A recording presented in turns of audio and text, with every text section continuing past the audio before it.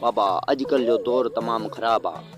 पर्दे जो चेंदे ज़ाल छॾे विंझे हली तो